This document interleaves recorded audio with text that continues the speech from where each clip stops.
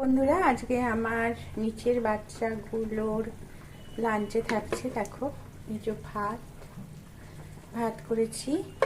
আর এই দেখো, হ্যাঁ, ভাতগুলোতে না একটু মসুর ডাল দিয়েছি।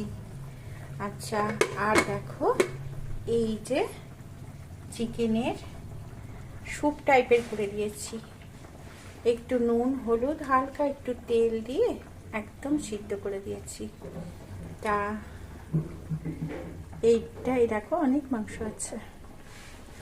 এইটা আজকে ওদের লাঞ্চ, ভাত আর মাংস। হ্যাঁ বন্ধুরা, একটা কথা বলি শোনো। আমি বাচ্চাগুলোকে যে খেতে দিই, কি খাওয়াচ্ছি সেটা আমি একটু তোমাদের দেখাই, শেয়ার করি। আর তোমরা কেউ খারাপভাবে নিও না, কারণ আমি রোজ দিই না, মাঝে মাঝে